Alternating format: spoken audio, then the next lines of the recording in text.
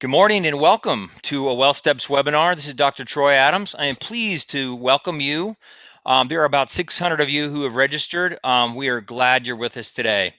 We will be delighted to have Dr. Stephen Aldana, who's the CEO of WellSteps and my business partner, join us for this webinar on wellness programs and employee productivity. What do we really know? This is a topic that has really moved to the forefront with several of the changes to the healthcare system that have occurred in recent weeks and months. So this is a very, very timely topic. I just want a couple of housekeeping items. I want to let all of you know that this webinar is being recorded and will be posted at wellsteps.com shortly after the webinar is over. Feel free to share the link and materials with any of your coworkers or colleagues. Also, for convenience, all phones have been muted and you will not be able to speak during the webinar. However, you can participate at any time by using the chat function or the questions function on your GoToWebinar control panel, which should appear on the right side of your screen.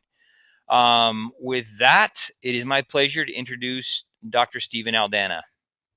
Thanks, Troy. Good morning, everybody. I just want to remind you that we do have Ryan Isaacson behind the scenes reading all your questions. And the more questions we get, the more interactive it becomes, the more we all learn, and we get you a chance to participate in this. As always, I'm very honored to be here with you. I have the opportunity of being in the wellness space and the research side of all of this for pretty much my entire adult life. So I have the advantage over some of you, and then I get to be involved in the primary research and answering the questions, does any of this work? And then we take that research and try to implement those different types of things in the real world.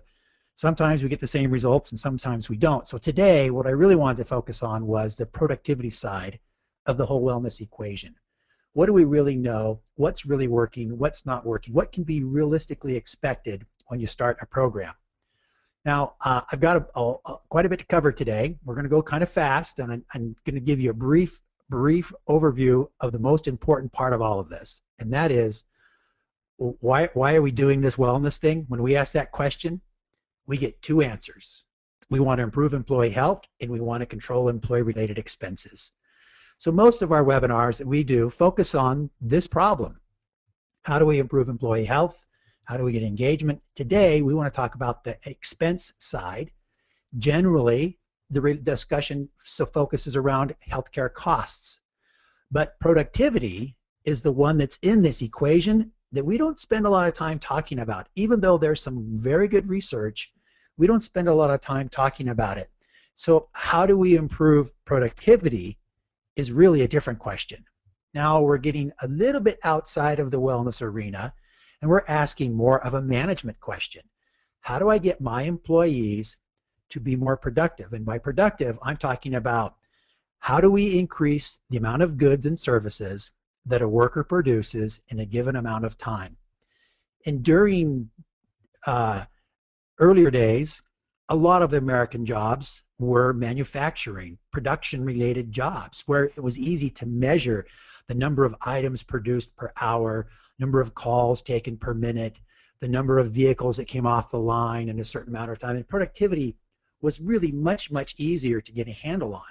And we still have a good portion of that in our society today, in our manufacturing. But now when we talk about productivity, we're talking about services or accounts served or advice given, or it's different. We can't really measure widgets, products, items coming off an assembly line. We're talking about productivity of teachers, a utility worker, and how many lines did they fix, and a doctor, and how many patients they saw. And it's a different measure, which is good, and that we still are concerned about productivity, but it's much, much tougher to measure this. So let's just take a minute and we talk about low productivity. We're actually talking about things like absenteeism. You know, what do we really mean by absenteeism? That's one measure of low productivity. You're an employee, you're supposed to be at work, you're not. This is not a problem for hourly workers. Absenteeism is a problem for salaried workers because they're already on a fixed salary. We know how much money they're making. It's just some days they don't show up. I know they have vacation days and other days, but taking those days absence when they're not being productive is obviously going to penalize your productivity. Average in the United States, this is the percentage of time an employee was paid but was absent. So you're getting money, but you're really not there doing your work.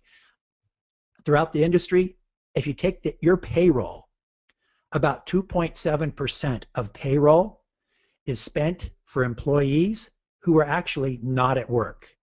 In governments and universities, it's greater than 3%. In the retail, wholesale, it's less than 2%. Larger companies have even more absenteeism.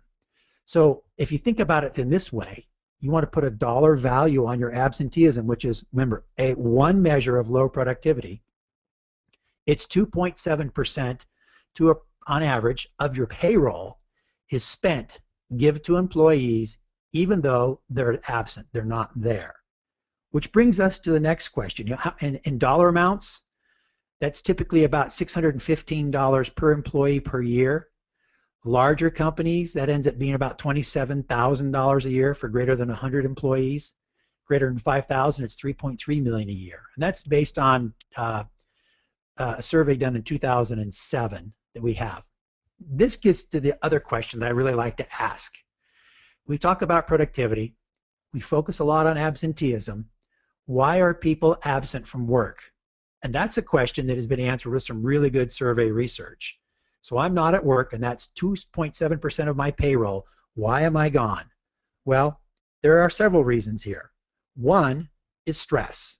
My work is a high stress environment, and I just need a break. I just need to get out of here. So if you look at that cost of absenteeism, about 12% of it is due to people just having high stress, and I need a break. I need to get out of here. I need a change.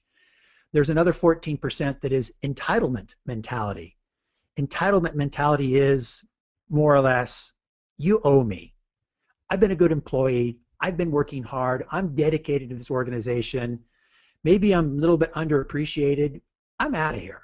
I'm going to go take a break. I'm entitled to take this time off because I don't get paid enough, or I have to put up with my boss, and I earned it. I'm out of here.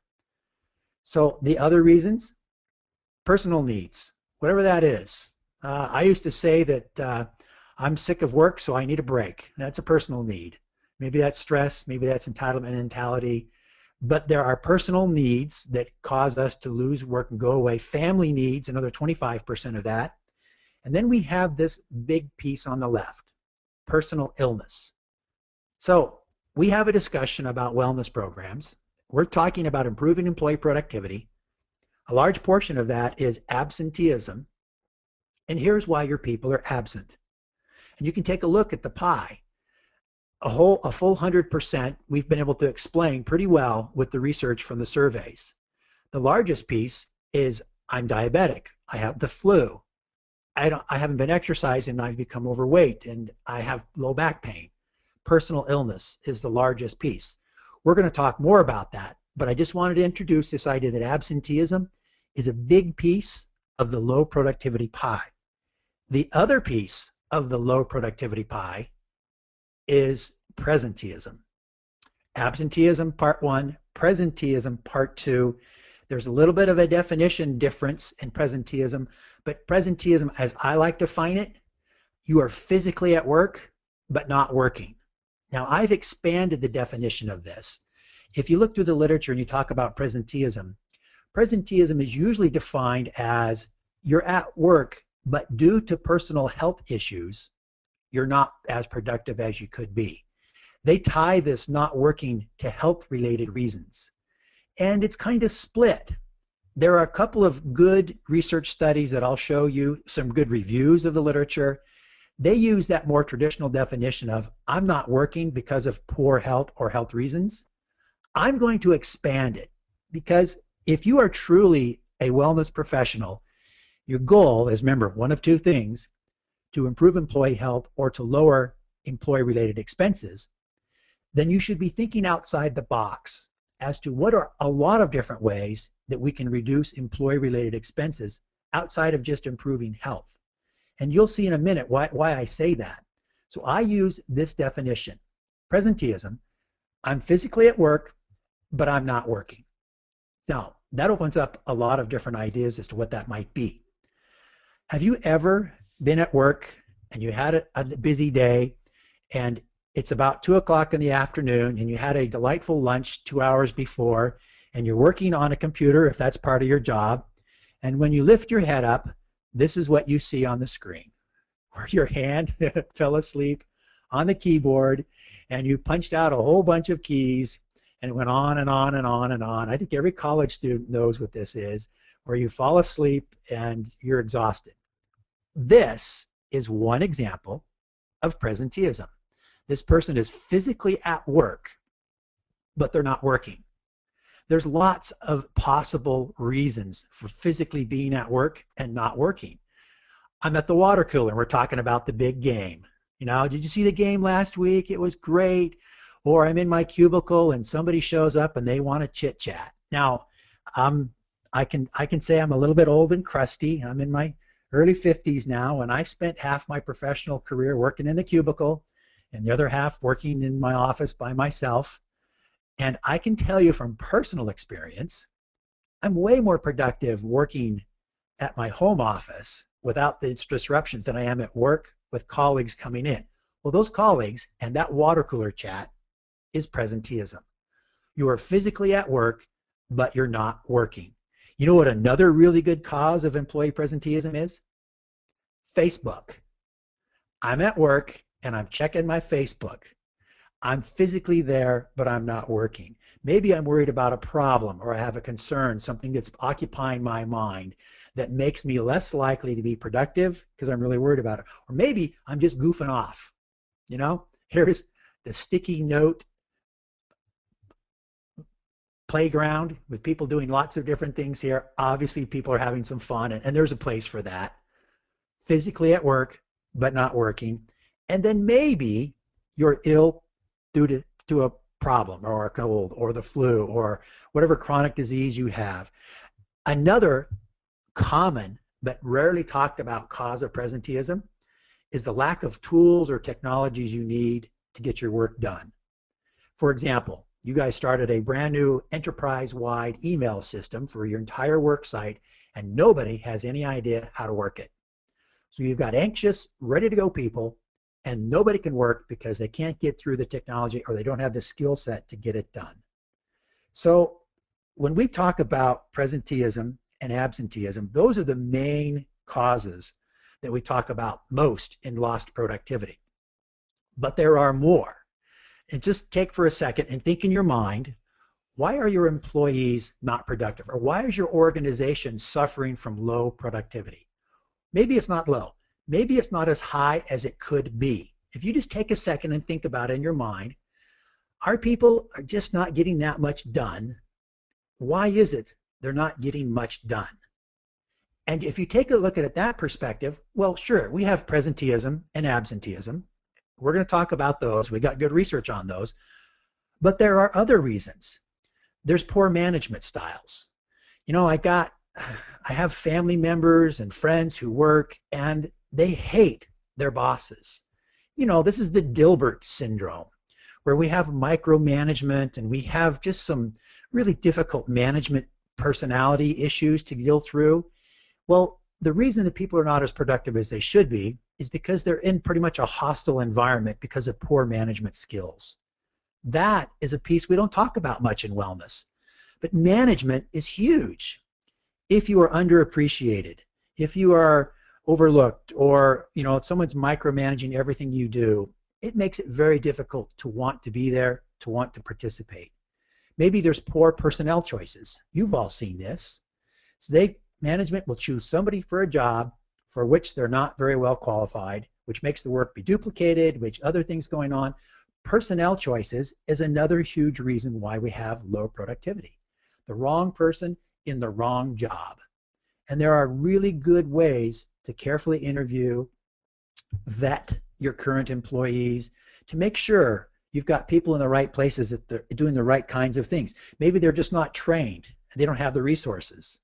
Nobody has any idea how to use the enterprise-wide email system. And the new server, it's a nightmare. No one can figure it out. Or I don't even have a computer to access it.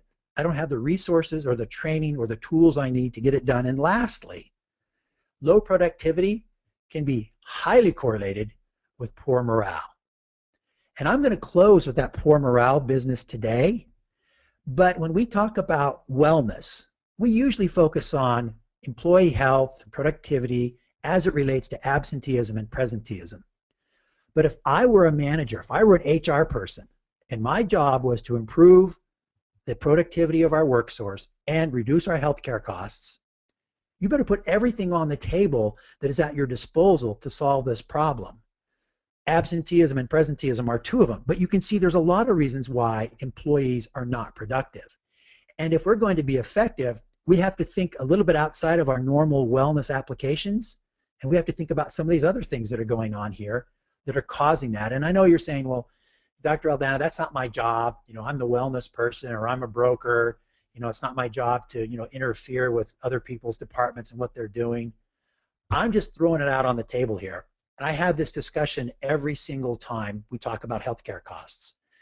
We would like to do well steps to improve our healthcare costs. Okay, what else are you doing? Are you really working to change your deductibles? Are you working with employees to start perhaps a high deductible plan? Are you aggressively attacking the other ways that healthcare costs are being so high, other than just employee health? Put it all on the table. It makes everybody look better. So let's do a quiz. It's time for a quiz. Here are the things I just listed. Which of these can be impacted by your wellness program? So I'm a broker, I'm a consultant, I'm an HR person. Which of these causes of productivity, low productivity, can really be impacted by your wellness program? Well, absenteeism and presenteeism, yeah, that's there. Poor management? Not really. That's not what we're going to do unless we have a how to not be Dilbert campaign to teach people to treat people nicer. Poor personnel choices, that's kind of an HR kind of a thing. Inadequate training and resources, now we're back to HR. Oh, poor morale. That is a big one. So when you look at the whole world of causes of poor productivity that we have listed here, there's three of them. The first two are the biggest, and poor morale, that can really be impacted by what we do as a wellness program. Let's extend this quiz one more level. Let's go back to absenteeism. Here are all of the causes that we've talked about in absenteeism. Which of these can wellness impact? Now we have good survey data, and this is the survey from 2007. We have others that tell us these are the reasons people are not showing up for work. Which of these can be impacted by a wellness program? Think about it. Entitlement mentality, personal needs, family needs. Well, if you look at it from a good research perspective, there are at least 3 or 4 of these that can be impacted by wellness. Stress, most certainly. With a good stress reduction program and a stress management program, we can reduce that one. Entitlement mentality. How is entitlement mentality impacted by a wellness program? That's where the morale piece comes in. If you have high employee morale, the entitlement is reduced dramatically because they really do feel fulfilled and important about being there. So having a wellness program is a big boost to employee morale, even during difficult financial times or layoffs. We've seen a lot of groups who want to continue to provide those programs and services to provide their remaining employees with some hope and some fact that they really are trying to work with their employees. Family needs, as long as they're related to poor health or chronic disease, we can work with that. And then there's personal illness, the one that everybody understands pretty carefully. Now, several years ago, there was a study that was done by Burton Eddington. This ends up being in 2003.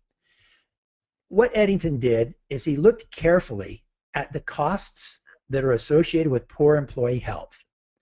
We get this question: what is the cost of lost productivity due to poor employee health? So by combining all the different areas that are responsible for poor productivity, how does that relate to a poor employee health? And what's the actual dollar amount of lost productivity from poor health? So here's this dollar that I copied, by the way. And from the research that he was able to do, he said that of all the money you lose from poor productivity, 6% of it is due to high levels of absenteeism. Another 9% is due to workers' comp. Now, there are some really strong associations between workers' comp and poor health, especially obesity. So 9% of that total cost is due to workers' comp costs. Then there's the healthcare cost piece. So you have elevated healthcare costs because of poor employee health. Well, that's a no-brainer. We know you have that one. So what's remaining on this little graph? What's the piece we're missing? What's the biggest cost item from productivity that is caused by poor employee health? And that's presenteeism. That's the one where I'm physically at work, but I'm not working. In our discussions today, when we're talking about the cost of lost productivity, it's really these two pieces. It's absenteeism and it's presenteeism. Combined, we have absenteeism losses or productivity losses, and there's a dollar amount for this. So you're saying, okay, I get it. 66% of all the money that I spend for health for poor employee health is related to lost productivity. Well, how much really is that? We know from his research that that amount, the productivity loss and dollar amounts, is typically 2 times your annual healthcare spend. Whoa, wait a minute. That's a crazy number. We look at employers who are spending between $1,000 and $1,800 per employee per month for healthcare costs. And you're saying that the cost of lost productivity due to poor health is 2 times that? This is double your annual healthcare costs? That's exactly what the research says. And this is why this is so interesting. You see, when you pay for your healthcare costs and you purchase healthcare services, you write a check. You write a check, you transfer funds, you swipe a credit card. You as an employer, you give money to this third party to provide these health care services. And that check shows up in a balance sheet, which shows up in the financials of the organization, and it's always a big number. But when it comes to presenteeism and absenteeism, well, absenteeism not so much, but especially presenteeism, you don't write a check for presenteeism. I mean, do you write a check when people are in each other's cubicles talking about the hot date they had last night? Do you write a check for Bob, who's sitting in his office, who cannot for the life of him figure out how to make the slides work in PowerPoint 2010? Do you write a check for Dave, who's down the hall talking about the amazing game on TV last night? We don't write checks for presenteeism. So they never show up on a balance sheet. They never show up on the financials, and we never have that big discussion. This presenteeism thing just kind of oozes out, but it's a cost. It just oozes out of an organization, and we never really track it financially like we do healthcare costs. So it's a hidden cost. It's buried. It's in there deep. Well, over the last few years, Dr. Adams, my partner, and I have spent we spent our careers in the wellness space, but we've had the opportunities to travel and go to other places in the world where wellness is going on. Between Troy and I, and also some conferences and some telemeetings we've done work in all of these locations around the globe. So from Sydney, Australia, to India, to China, to South Africa, we have a lot of companies around the world that are engaging in what we call worksite wellness or employee wellness. Why is this important? Because here in the US, our focus on wellness is really concentrated on reducing employee healthcare costs. Well, if you leave the United States, for example, there's one here in Toronto. I'll be in Toronto in April. We have 900 employers who are getting together to talk about wellness in Toronto. That's important because Toronto has socialized medicine, as does Chile and Brazil and Australia and South Africa and Oman, Jordan. These places don't have the same need to control healthcare costs that we have here in the US. And yet, they're highly involved in workplace wellness, which begs the question, if they're not doing it to save healthcare dollars, why are they doing it? Why are all these companies around the globe rapidly adopting wellness programs when healthcare costs isn't even on the table?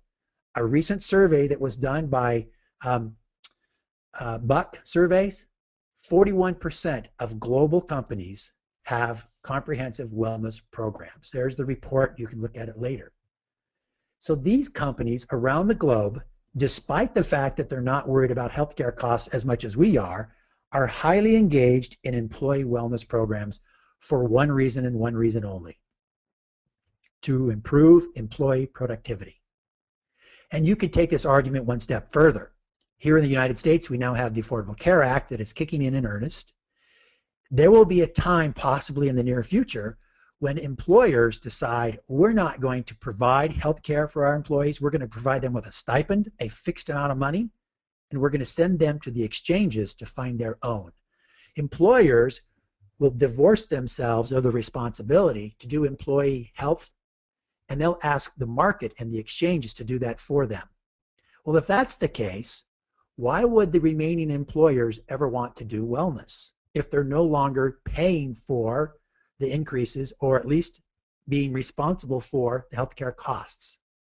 Well, when that day arrives, and it probably will, we'll be just like the rest of the world.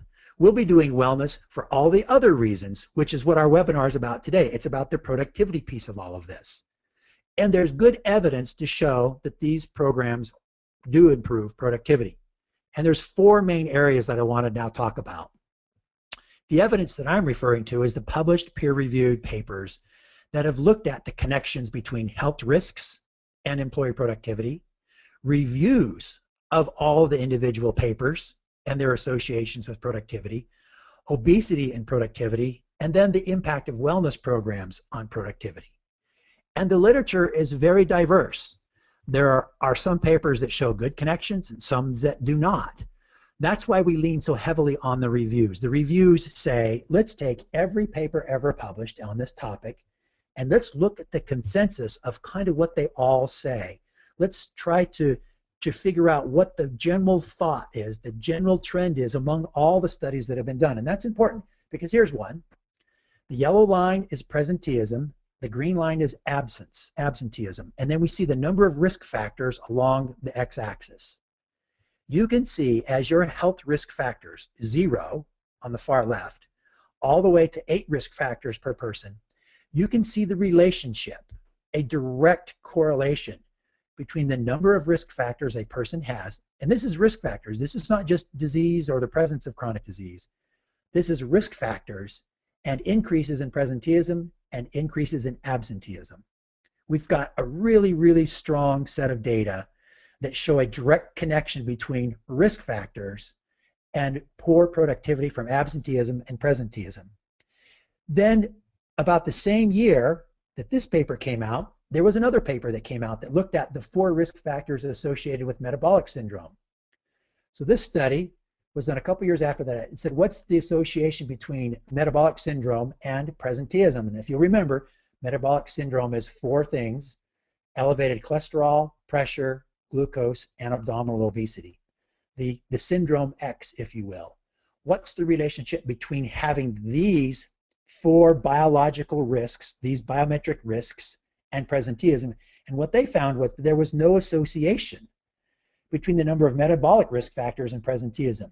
That paper, right on the heels of the other that said, oh, there is an association between health risks. So this is just one example where one study says, wow, they seem to be really, really highly correlated. I mean, this study pretty well sums it up pretty clearly. There's a very strong correlation between what we're doing as wellness people to reduce risks and these causes of productivity losses. And then there's a study that says, no, we didn't find it here. So this is why we bring in the reviews. This was 2007, 113 presenteeism studies, and they defined presenteeism in the traditional way: health-related productivity time lost. They call it LPT, or lost productivity time. Again, they confine it to health-related, the traditional definition. They looked at those, they looked at health risks, they looked at health conditions, and their conclusions were very strong. Of these 113 studies, allergies, arthritis, traditional health risks, especially exercise and excessive weight, are associated with increased presenteeism. So now we have a review of all the studies that clearly shows that when our employees are not exercising, when they have excessive weight or health risks, or they're burdened with arthritis or allergies, they have significantly higher presenteeism. Said another way, they're not as productive as those who don't have these conditions. And if you can look at it from another perspective, from the absenteeism data, reviews of the absenteeism data, remember, here's all the reasons why people are absent. If we look at the review of all the studies that have looked at cholesterol and blood pressure and obesity, health risks, alcohol abuse, tobacco, this review demonstrates that of all the causes and all the cost of absenteeism, 25% is due to health risks. So not all of it. Obviously, there's a lot of this pie that has nothing to do with employee health. Remember, sometimes entitlement mentality is not entirely due to whether or not they have good health or a wellness program, or the fact that my son has been begging to go fishing and I finally decided to go. In fact, today is Thursday. I got an email this morning from one of our salespeople. She's in the Rocky Mountains, and they got a whole bunch of snow, and her email this morning, first thing was, I'm out of here, I'm going skiing. Well, all the wellness programs in the world aren't going to do anything to keep this employee off the slopes. I encourage them to go. I think that's rejuvenating and refreshing for them to be able to do that. That's not impacted by a wellness program, but 25% is. Regarding the obesity data and the obesity reviews, there's 31 studies in this group. I attribute many of these to Dr. Eric Finkelstein. He was at RTI, a research think tank. Now he's at Duke University. He produces some of the best research on obesity and cost. He's probably one of the best researchers that I know of in this space. He's brilliant. He does some great stuff. I just call him out because he's been highly involved in this. I know Eric. He's done some really good stuff. 31 studies looking at the relationship between obesity and productivity. And here's what they find. Those who are obese have more absenteeism. They have higher disability. They have premature mortality. They have higher presenteeism, and they have higher workers' comp. When you look at all the studies, you combine them all together. And there are some studies in there that didn't find this. But the bulk of the studies go, yes, there's a strong, compelling connection here between obesity among employees and lower productivity across a spectrum of productivity issues. Well, now we've connected the dots between employee health risks, biometric risks, and absenteeism. We've connected those dots between those and presenteeism. We've connected the dots between obesity and the relationships with employee healthcare costs, or excuse me, with productivity. Now what about wellness programs? What do we know about that? Well, here's a summary. Again, another review of all the studies that have been completed.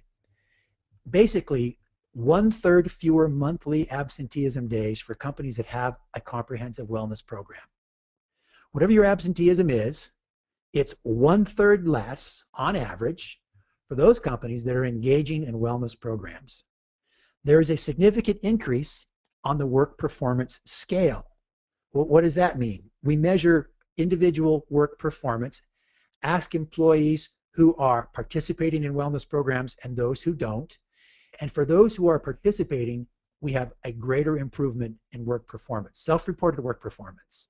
So the conclusion, again, from all of the studies that have been done, a well-implemented multi-component workplace health promotion program can produce sizable changes in health risks and productivity. Again, a review of all the studies that have been available so far. They go one step further and say, this was another review, by the way, in another paper a year later, integrated health enhancement positively impacts risk factors and productivity. It also reinforces the view that good health is good business. Lastly, there's one more big review that was done, a review of all the worksite findings. They found that companies with comprehensive wellness programs had higher job satisfaction, higher commitment and morale. We talked about morale earlier. Lower absenteeism, lower intent to quit. Isn't that interesting? They measure, what is your intent to quit? Not too high. Ask me tomorrow. It might be a little higher. Reduced turnover. We haven't talked about turnover yet. That is a productivity concern. And reduced workers' comp claims. We've got some good data here.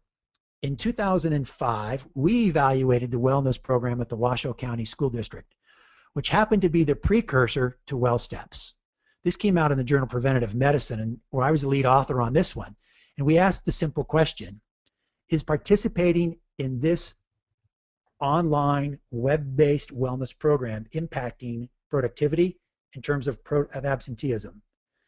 They averaged 3 fewer missed work days than those who did not participate. The average savings was $15.6 for every dollar spent on the program. So for this entire school district, during this one school year, the savings were $3 million. Now this gets to this whole ROI side of this equation. Most of the evidence for ROI for wellness programs comes from the published literature on absenteeism. And this is the average ROI for absenteeism across those 14 different studies. Now you can argue and say, well, they're not randomized clinical trials, and you can listen to all the wellness critics critique. Yeah, it's easy to sit back and lob pot shots when you're not doing it yourself. But these are the best studies that can be done. Work sites are not clinical laboratories where you can randomly assign departments to different groups, track them carefully with an intervention across time, and then compare the results. These are real companies doing real work. So no, we don't have the clinical expertise, the perfect clinical randomized clinical trial to do these studies, because quite frankly, they're almost impossible to do. But these are the next best things. And we use statistical control for every confounding factor. And then we go one step further and we average all the results. This is the average across all the studies that have been published. You spend $1 on a wellness program, absenteeism saves 5.8 during that time period. Now, again, you can critique them all you want, and you can stand high on a soapbox and you can blast away at the researchers and the weaknesses of the wellness study. What that argument says is either all of the wellness studies out there are garbage, and all of the multinational companies on the planet Earth, 41% of them, are all idiots. This is pretty easy.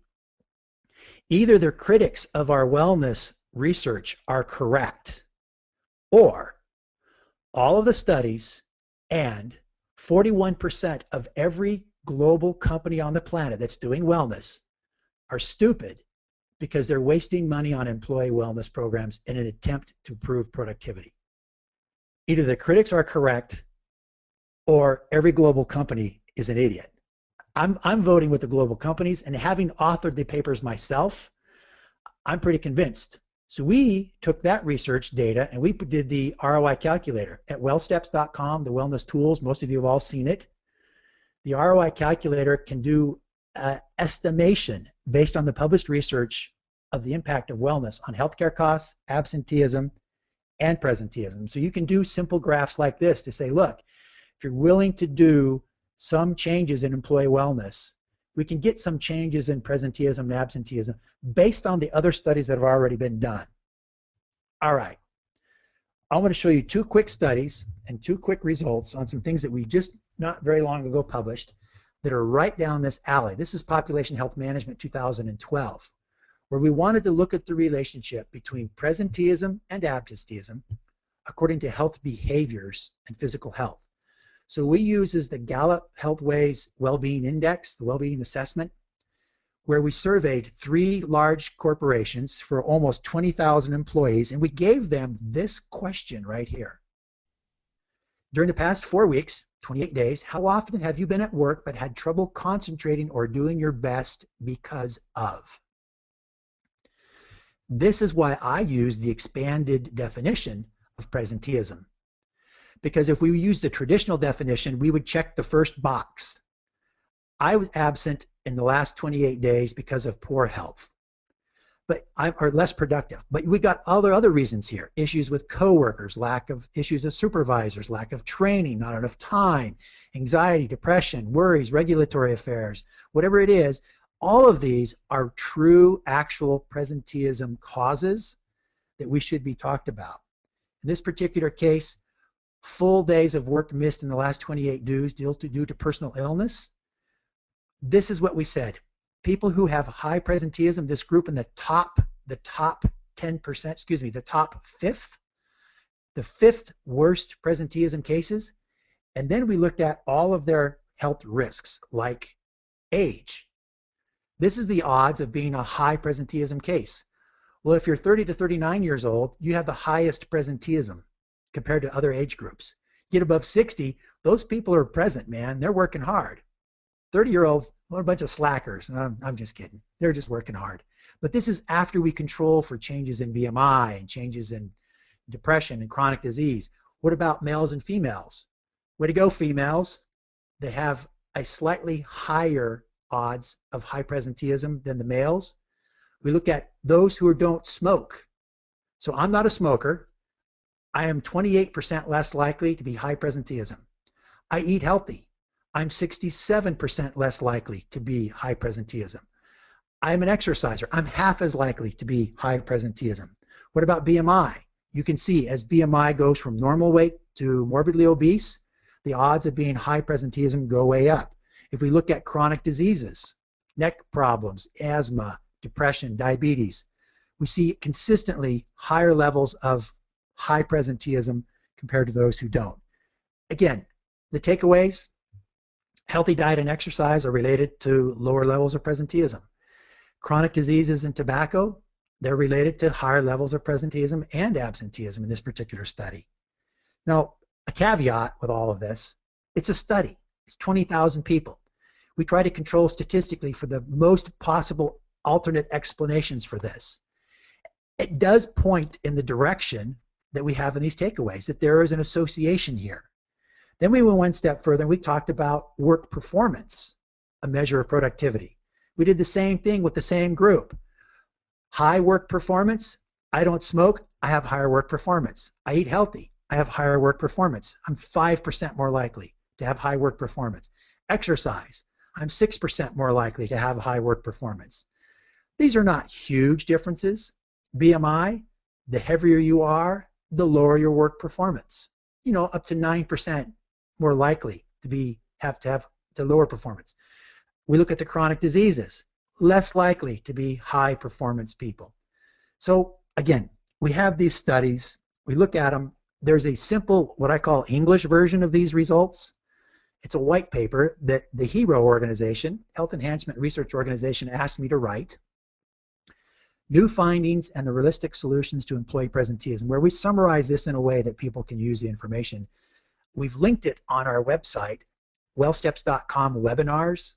Go to today's webinar and you can download this white paper and get kind of an English version of the scientific results that are there. But I actually want to go one step further. And this is, I think, the most exciting part about this presentation today for me. And this comes from a lot of thought and a lot of pondering and a lot of trial and error. And I like to joke, some amazing, spectacular findings and some amazingly spectacular failures in trying to get employees to improve health and to improve productivity. I've come to this conclusion that the next big thing in what wellness and health promotion worksite is going to be, used to be this, and it still is for the most part. Unhealthy behaviors lead to elevated health risks. These lead to chronic diseases and employee-related expenses. And we got lots of research to check those boxes. In fact, this is our WellSteps model for the most part. When we focus on behaviors, we impact employee-related expenses, EI, productivity. We can check that box off. But there's a piece of this that is unreported. It is something that we neglect to talk about. It's something that is very real and very tangible. It's just really, really, really hard to study. And because it's so hard to study, we don't. But it's very tangible, and it is employee morale. If you want to impact employee productivity, you need to impact employee morale. And the relationship between employee morale and productivity is extremely strong, extremely strong. Think of some of the tech startups where these guys or gals are working really hard. They're staying up late. They got the flu, they're working. They've got near unto death, they're working.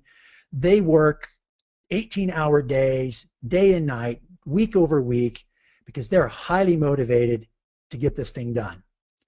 Then there are other organizations where people just really like to work there because I feel important. I feel valued. It's important for me to be here. They like me. I like them. What we're doing has meaning. Those people have very high productivity. They're taking their work home. They're working on their iPhones. They're sitting on the planes. They're on vacation, checking their emails. These people are working because they know that the employer cares about them. They're vested physically, socially, emotionally in this organization and what they do. At its core, this takes us to Maslow. Remember Maslow's needs hierarchy? You went to college. You remember studying this? We all have our basic needs, physiological needs, safety needs. We want to feel loved and belonged. But now we go up that level of needs, and it's actually not the needs hierarchy, it's the human motivation hierarchy. We get to this space. Self-esteem, confidence, the sense of achievement, respect of others, respect by others. I want to have friendship. I don't want people to be prejudiced against me. I want people to help me solve problems. I want to be spontaneous and creative, and I want to have morality. If you look at the top part of this needs circle, this is where your high productivity people are. It's not enough you got enough money to buy food and sleep, and you're able to buy a house. People want fulfillment. They want to feel like I'm motivated to do something at my work site. A wellness program tells them, we care about you. We want you here for a long time. You are the most valuable part of this organization. You're our most valuable asset. We want to keep you a fine-tuned, lean, mean, productive machine. Oh, by the way, we care about your spouse and significant others. We're willing to pay you with incentives and premium discounts and all kinds of things to get you to engage in a healthy behavior so that we can have you here for a long time. A wellness program tells people you care. You're important to us. You're not to be burned up, used up, and thrown out and replaced by the next schmuck that walks down the hall and turns in his application. No, we're in this for the long term, and we care. And our wellness program is here because we really care about you. This business of morale is huge. Here's some things that I thought about associated with wellness and what's going on. Employee morale. Let employees know they're appreciated. We're doing this because we appreciate you. You do Christmas parties every year. What's the ROI on your Christmas party? Never asked that one. Show employees the results of their hard work. When we do staff meetings at WellStaffs, we talk about the thousands, the tens of thousands of people who are improving their health. We talk about the research that we have that shows we're improving blood cholesterol. At the end of the day, yeah, I have a job, I punch a clock, I do some stuff. We improve the health of tens of thousands of people, and that has value to me. We give our employees responsibility. We give them small perks. I've mentioned this story before. We have had a lot of employees. We've had a programmer in the past. This is an engineer, a software engineer who is brilliant, who makes a lot of money. We've accomplished some really good projects, done some things, and as a token of our appreciation, we sent him a gift card. I think it was like maybe a restaurant gift card or a gift card somewhere. Remember, it's like a $30 gift card to a guy who makes double that every hour. So it was insignificant. He emailed back and called and said, I've been doing this my whole life. I've worked for hundreds of different groups and different projects. No one has ever given me a gift card expressing thanks for what I do. That $30 gift card earned us the highest amount of productivity that we could ever get out of anybody. What did it cost me? $30. That just speaks to me. This business of morale, this business of feeling needed, of being appreciated, is extremely powerful. Make sure the top management is available and they're listening and they're engaged. You know, you go to some organizations and they're not listening and they don't care.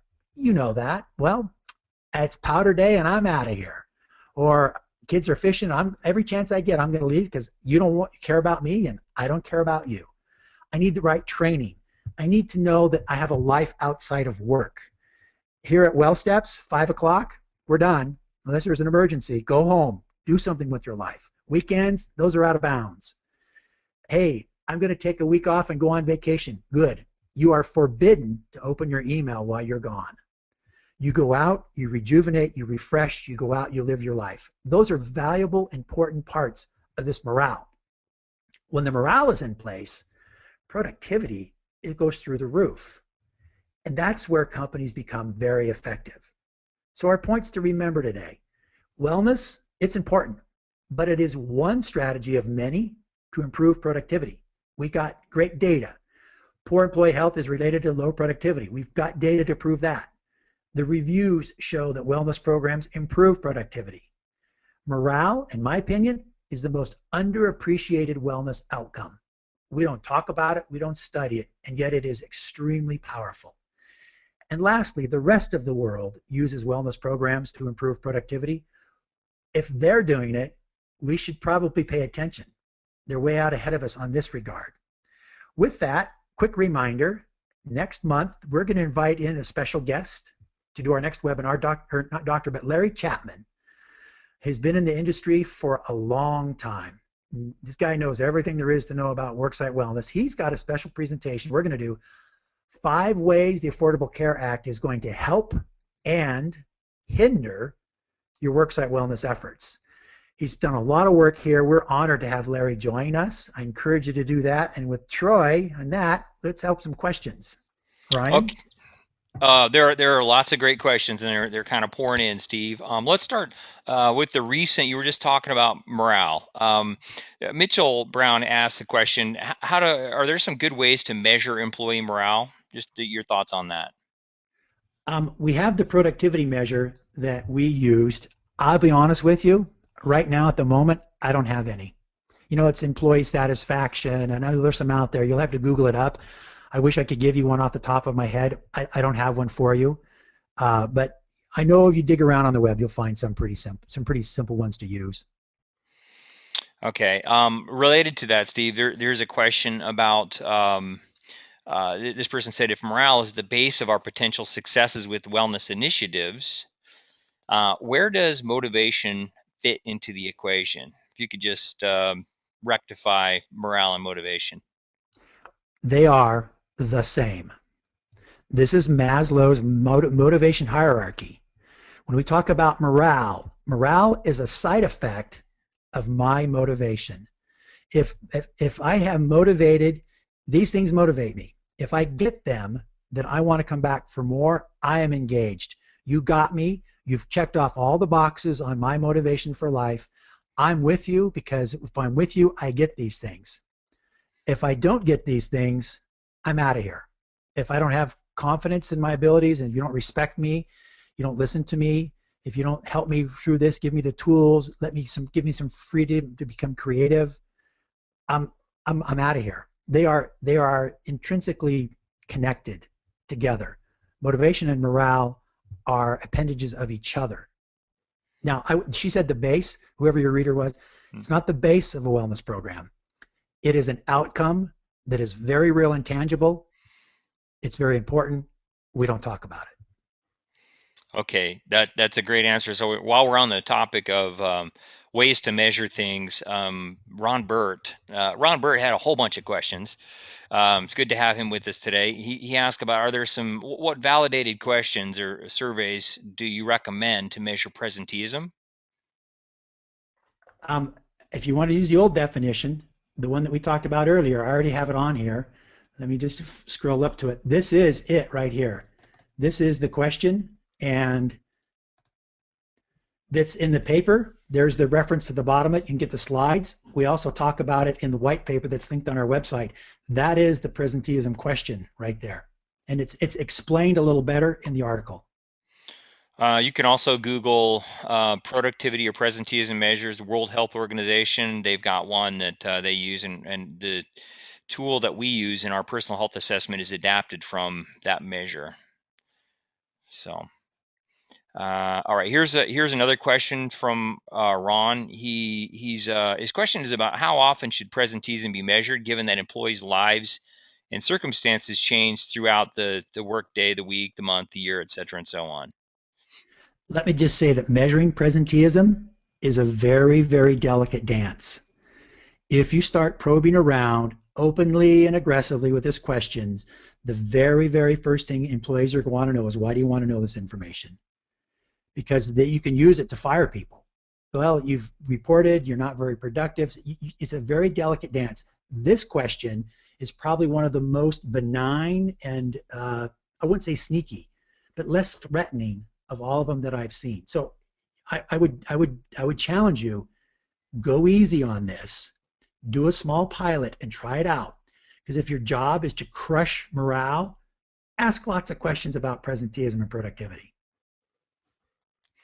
Um, Gentle, yeah, gently. he asked one other question, and I'm just gonna refer him to the ROI calculator. He says, "Is there a predictive model for estimating these presenteeism costs?" If you go to WellSteps, click on Tools, then the ROI calculator. There is a link on the calculator for the science, and if you read that little, it's about a half a page. It explains the predictive model that we use to estimate presenteeism costs.